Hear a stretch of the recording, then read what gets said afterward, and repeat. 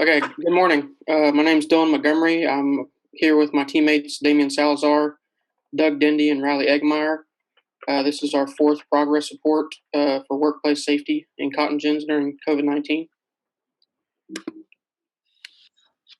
So, kind of just looking back at our problem statement throughout the semester, gins are essential to keep open. So, we're trying to find a way to safely and effectively do that during COVID-19 uh, through things like standardized decision making. Looking at important factors such as employee housing, employees who are living together is a very key area that we need to look at. So during our last meeting, we discussed our recommended solution and our economic analysis. We are still kind of working through our finalized decision tree. So we showed an example of what we were hoping to accomplish. We discussed the overview and key parts of what our recommended solution was going to be, and then we listened to feedback from our clients and instructors to help us further finalize our recommended solution. So, just kind of an overview of what we're going to talk about today. We're going to look at our finalized decision tree that we came up with for the Texas Cotton Gin Association and the USDA. We're also going to discuss our risk analysis and as well as our implementation plan. Our implementation plan will be based on ideas that our client presented during our last meeting. So here's a kind of a view of our finalized decision tree that we built for TCGA and the USDA.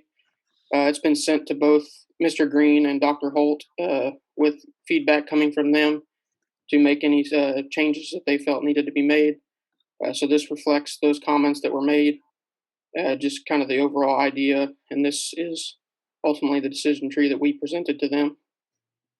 I think I'm going to go ahead and pass it to Riley Eggmeyer to talk about our risks. All right, thanks, Dylan. Like you said, my name is Riley Eggmeyer. I'll be going over the risk analysis.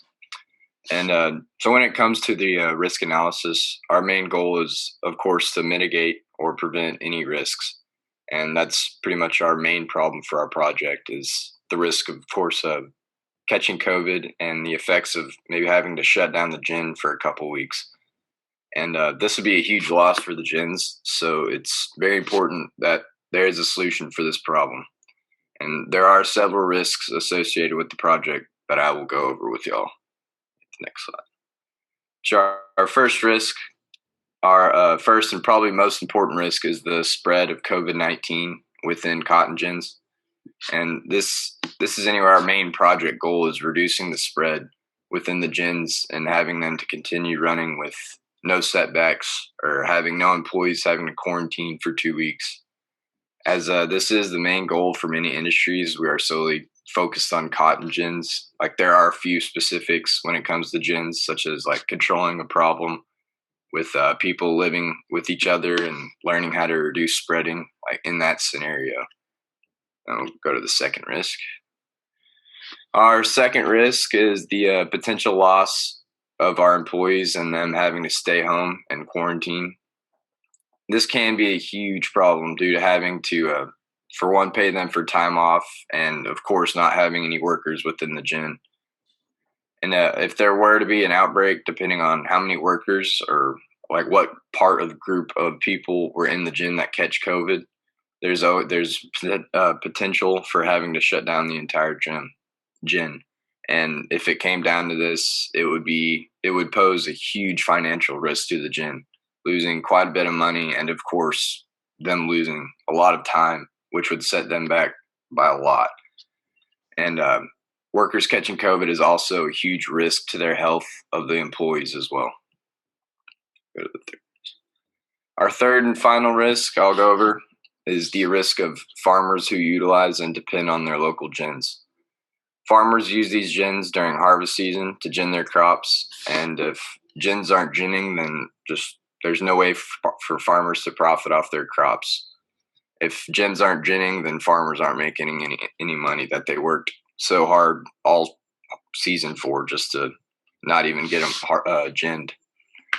It's not only a large financial impact on the gin itself, but for the farmers that rely on cotton gins to gin their crops for that year. So I'll pass it over to Damien. Howdy, Damien here. Just going to talk about the implementation, like processes and such for our project. So the key thing is, like the key part of our recommendation is just the ease of implementation. It can be done pretty much all online, as it can just be sent as a document to our clients, and it'll help with the ease of access to go and update it based on new guidelines that come out, since they still are continuing to update these. But luckily the CDC has slowed down in changes that they started making due to COVID, and they're slowly just I think they're slowly setting on like finalized, for the most part, um, just guidelines and restrictions and stuff, as we have been through this for a little over a year now. Um, and it's just going to be easily, since it's online, it'll be easily distributed, just to managers, employees, and anyone else in like the area who needs it for the workplace. Next slide. So our original idea, it was just to email it, just email the tree like to either just gin managers or to our clients, and they can send it out like that. But our client proposed during our last meeting that we could have the tree just put up on the TCGA website, and then they can keep it up to date and access it anytime they need there, which honestly is a really great idea, and kind of a shame that we didn't think about that first, really. I guess it's kind of in the back of our minds, but props to our client for that. Next slide, please. So yeah, so the tree can just be sent out. It's as an editable document, that would be just kind of like a master key that our client or someone he assigns to can just get it uploaded, change it nonstop as the CDC guidelines change again, as I said before. But yeah, the TCGA or the USDA employees can make changes to the tree based on necessary guidelines that they feel should be added or changed to based on any changes in the future from the CDC. Gin managers, employees, farmers, anyone just associated with this can look up just easily look up this stuff and know what they're getting into. Say if they're going to visit gins as the farmers, they're going to understand what exactly the gins are kind of recommending they do if they show up for visits and stuff like that. So it's going to be 24/7 on the website. You can download it, print it, and just refer to it. Anything you need, it'll be right there on the website. And I'll now pass this off to Doug to close us out. Yes. All right. Well, good morning, everyone. My name is Douglas Dendy. Here for the next couple minutes, I'm just going to be summarizing what it is that we discussed today, and then briefly we'll get into where we're at with the project right now, as well as what we're going to be working on here in the next couple weeks or so. So today, to start off, we went over the finalized version of the decision tree that we produced as a team. Then we got into discussing the risks related to COVID-19 within cotton gins and the consequences of those risks if they're not properly mitigated. Then we discussed how to implement the solution quickly and easily while still giving our client the ability to edit the document in the future if CDC guidelines were to change and the decision tree needed to be updated, for example. Next slide, please. So where we're at right now with this project, we are finalizing our written report covering the risk and implementation plan for the solution. And once that is complete, we're going to start to begin to piece together our final report, which is due here in about 3 weeks or so. And our final progress report date is to be determined at this time. So here in the next week, we should figure out a specific date and time to have our final meeting. So Kelly will keep you updated throughout this process, and we'll make sure that we find a time that works best for everyone involved. And with that being said, we'd be happy to answer any questions that anyone might have at this point in time. Okay, let's have team 2 come forward with their comments and questions.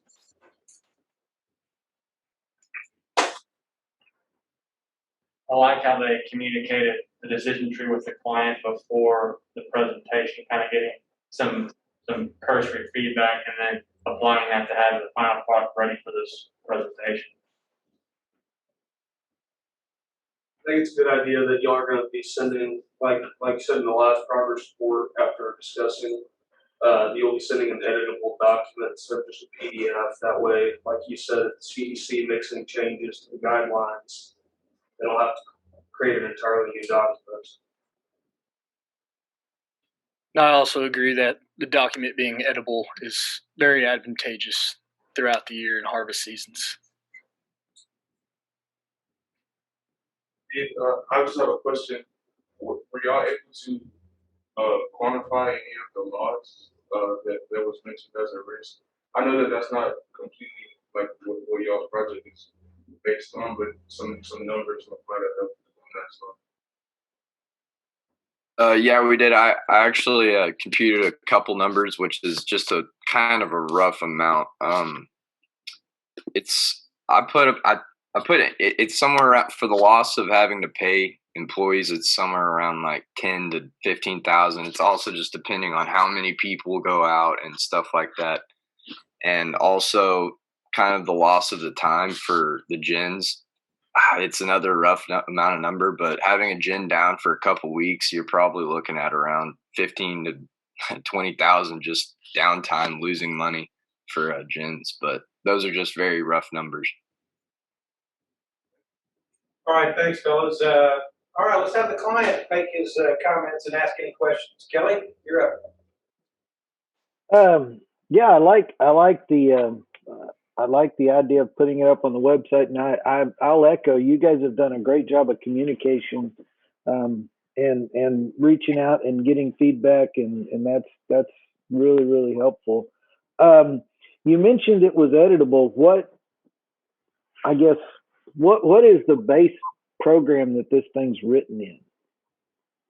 I built it in Microsoft Word, so that way it could be. So if it does end up, something needs to be added and it could spill on to a second document, I didn't want to, restrict it to a certain. If it does need to spill into that second page, if something is added or, changed, I felt Microsoft Word was a program that a majority of people would have and wouldn't need any special kind of tools or anything to edit. So it could be anybody with Microsoft Word could open it and make changes that they needed to. No, I think that's a good call. Can you go back to the diagram in the slides? I know Greg was talking about, and have you guys looked at the idea of putting graphics on here? Yes, I've tried to start working to try to find a way to do. I know he made a good point about, we talked about making this not just in English but in Spanish as well. But he also made a good point that there may be employees who can't really read at all. So he made the point of trying to find a graphical way of representing this information. So yes, I've tried to start working on a way to. It may not be just graphical. We'll most likely have to use some text, but trying to find a way to also make a graphical version of this as well. And I think it's okay to come to the conclusion that if you're holding it to one page, it just won't fit. I mean, that's, I think it's a good point, and Greg and I talked about it a good bit afterwards. But you guys do have the ability to say, well, I'm just not sure that's going to work, because we got to talking about how you could get it, how we could get it to work, and we came to the conclusion that could be difficult. Yes, sir. Well, I don't want to just give up on it right away, but I'll definitely try to work on it, and we'll see if we can make something work, and if not, we'll let you know.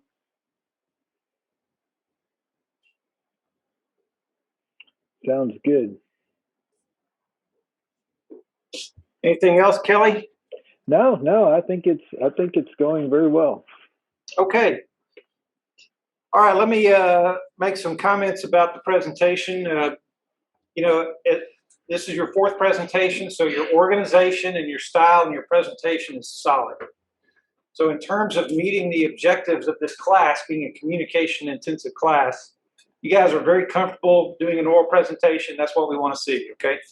So really, I don't have a lot to say in terms of the minor details, and so I'm right where I want to be in terms of now I can critique your content. Okay, so I'm going to critique your content mostly. Since your recommended solution is a document, you guys have obviously put a lot of time into this document, but this is really going to be the focus of your effort. And so now you're talking about. I like what the client brought up in terms of, let's think about a way to display this that is more useful to more people. So yeah, you're challenged in that you're trying to keep it to one page, but maybe that's not a limitation you necessarily need. But I like the idea of having some graphics of, making this, instead of just a bunch of boxes that are connected, something more imagination. And so that would probably require y'all doing some more research and seeing what other people have done out there. But that was a great comment, and definitely an area where y'all can continue to make this a good product for your client. One thing, the color's a little bit, some of the colors are a little bit unfortunate. Black on this red is hard to read, so I would probably stay away from that. I know you're trying to have red be bad things, but you may just consider having the outline of that box be red, so it'll be easier to read. Same with the blue. The black on the blue is kind of hard to read. So those are just some minor comments. I also, does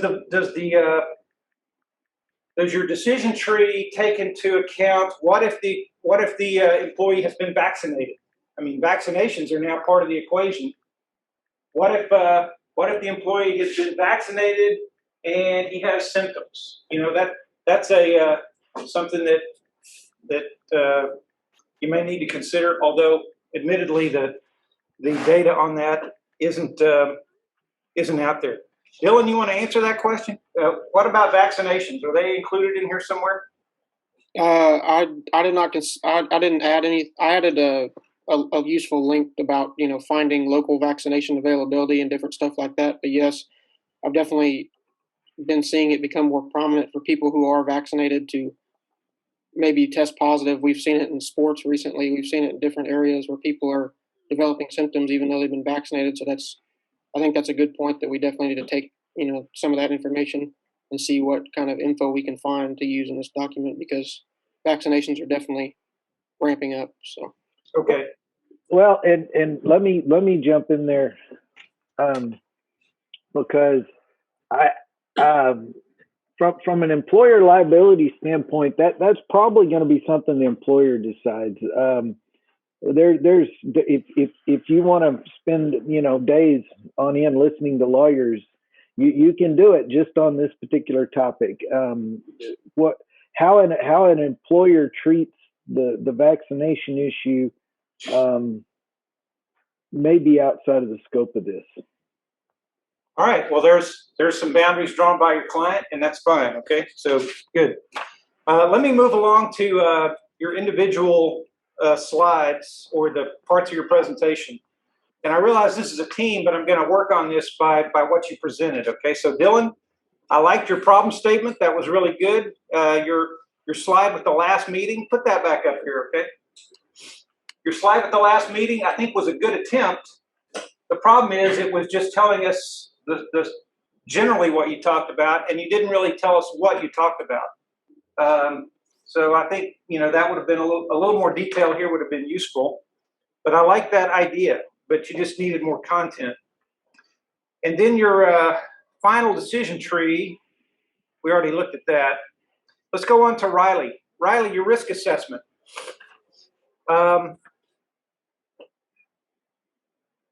Your risk assessment is really the reason for the project. To sum it all up, you want to keep workers from catching COVID. So let me ask, before I get to my main comment here, with every risk, there should be mitigation steps. So tell me, I missed the mitigation of some of these risks. Tell me about the mitigation that you had for some of these.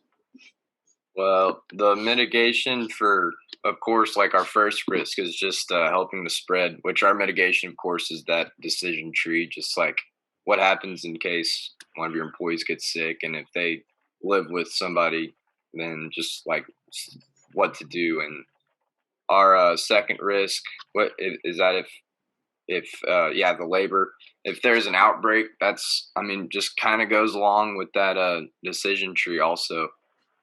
But there's not a great mitigation for, like, if that does happen. Yeah, I mean, if that does happen, there's kind of no way around it. The gin is going to lose money, and there's no way really around that. And same thing for the farmers. The farmers are relying on, if the gin can just keep the employees safe and just not, and help reduce contact spreading and things like that.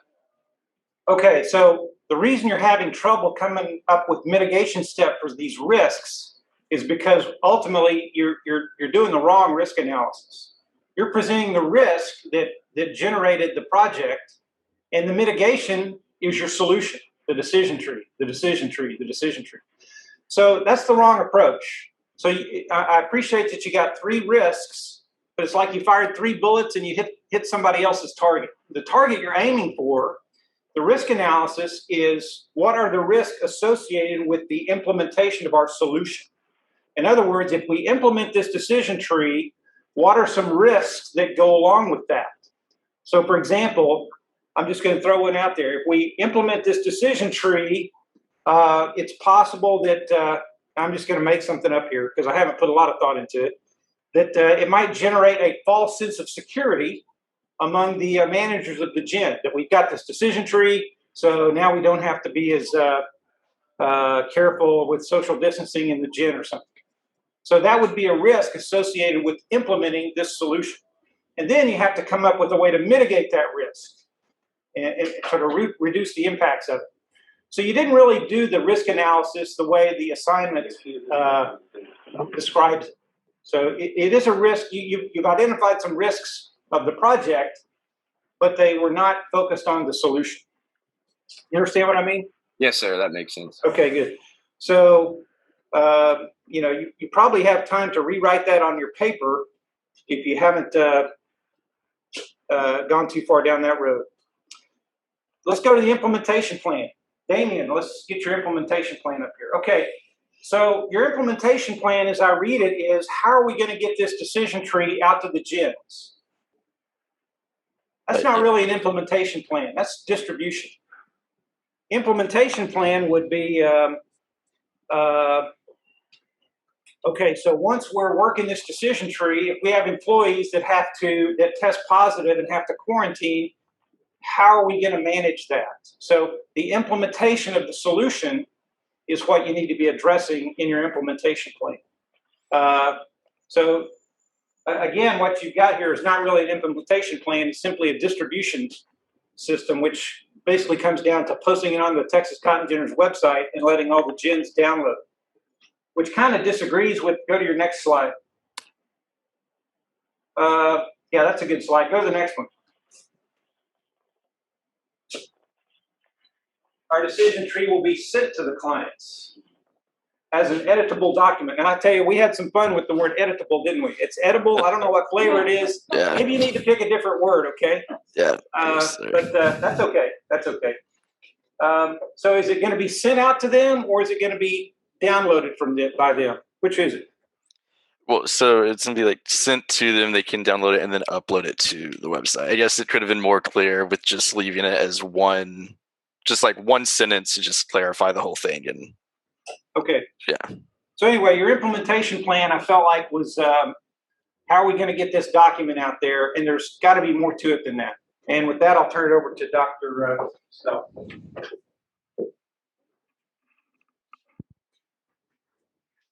I agree with what Professor McGee said. Your delivery was excellent, so great job. I don't have any comments on that. Well organized, good voice, good pace, so excellent job.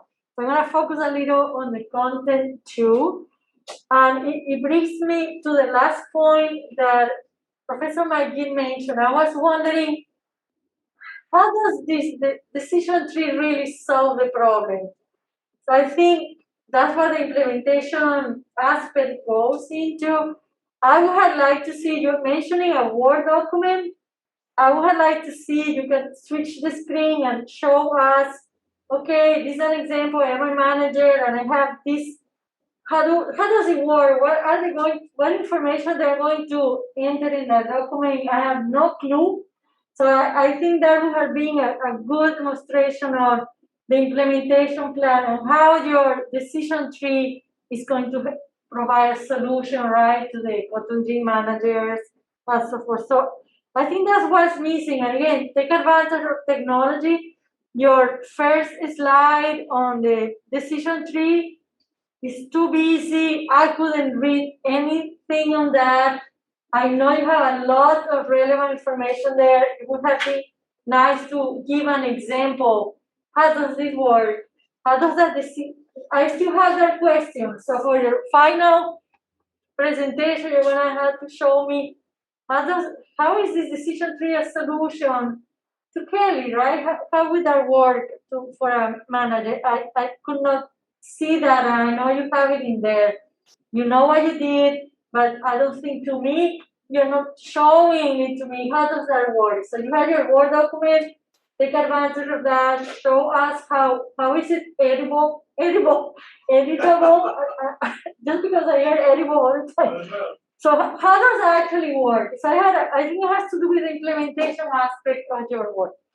Otherwise, a few of your slides, the risk analysis and implementation slides, I think they had too much text, right? Bullets, and then you did a very good job saying everything. So take advantage of that. Otherwise, excellent. But keep that in mind. How would that be used by someone who's managing a cotton gin? Give an example how there is 3 employees with COVID. How would that work? I still haven't figured it out. Okay, so otherwise, good job.